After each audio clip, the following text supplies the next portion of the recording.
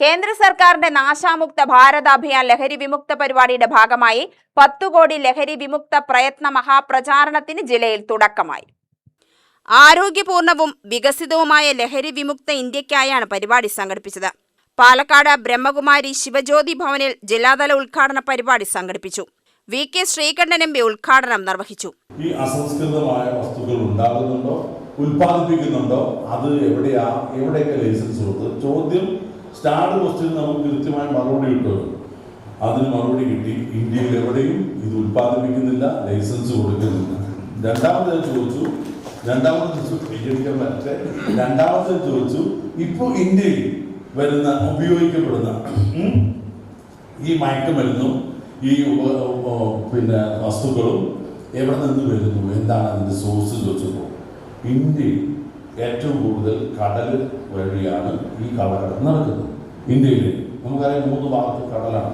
അതിലേറ്റവും കൂടുതൽ നടക്കുന്നത് ഗുജറാത്ത് കടൽ ഇടുക്കുകളിലൂടെയാണ്. ഓരോ മാസവും പിടിക്കുന്നതിൻ്റെ കണക്ക്, ഒരു വർഷത്തെ കണക്ക് എനിക്ക് ലോക്സഭയിൽ തന്നു. അതിഭീകരമായ ടൺ കണക്കിന് ആണ് പിടിക്കുന്നത്. അതിൻ്റെ എത്രയോ ഇരട്ടിയാണ് വരുന്നത് മുഴുവൻ പിടിക്കാൻ കഴിയുന്നില്ല. അപ്പോൾ കടൽ മാർഗം നമ്മുടെ ഇന്ത്യയിലേക്ക് ഇത് വരുന്നു. രണ്ടാമത്തെ ചോദ്യത്തിന് ഉത്തരവ് അത് ഏറ്റവും കൂടുതൽ വരുന്നത് ഗുജറാത്ത് ഭാഗത്തു കൂടെയാണ്. മൂന്നാമത്തെ ക്വസ്റ്റ്യൻ്റെ എന്താ പറയുക, ഇന്ത്യയിൽ ഏറ്റവും കൂടുതൽ ഈ മയക്കുമരുന്ന് ഉപയോഗിക്കുന്ന വിപണനം ചെയ്യുന്ന സ്റ്റേറ്റ് ഏതായിരിക്കും? UP, ബീഹാർ, ബംഗാൾ. നിങ്ങളുടെയൊക്കെ മനസ്സിലെന്ന് വരുമല്ലോ. നിർഭാഗ്യം എന്ന് പറയട്ടെ, നമ്മുടെ സ്റ്റേറ്റ് ഏറ്റവും കൂടുതൽ വിദ്യാഭ്യാസമുള്ള നമ്മുടെ രാജ്യത്തെ സ്റ്റേറ്റ് ഏതാ? നമ്മുടെ അല്ലേ? ഏറ്റവും നല്ല ആരോഗ്യം നോക്കുന്നത് ഏതാ? നമ്മുടെ സ്റ്റേറ്റാണ്. നമ്മൾ രാവിലെ ഉച്ചയ്ക്ക് വൈകിട്ട് കുളിക്കും, സോപ്പ് തേക്കും അല്ലേ? ഇതൊന്നും മറ്റാരും കുറ്റമല്ല. നമ്മുടെ ജീവിതചര്യ പാരമ്പര്യമായിട്ട് നമ്മൾ അങ്ങനെയാണ്. ഏത് മതോ സമൂഹം നോക്കണ്ട. അപ്പൊ നമ്മൾ വിശ്വാസികളാണ്, അതിൽ നമ്മൾ മുൻപന്തിയിലാണ്.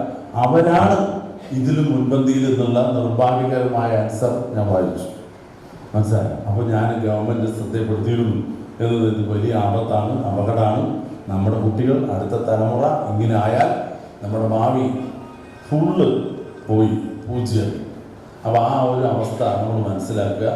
പരിപാടിയിൽ Lakshadweep resident commissioner Indira, deputy excise commissioner Hitesh, Mera Bharat ജില്ലാ youth officer Sandeep Krishnan, Kerala athletic association vice president Haridas, Meena Behen, Brahmakumari എന്നിവർ സംബന്ധിച്ചു. UTV news, Palakkad.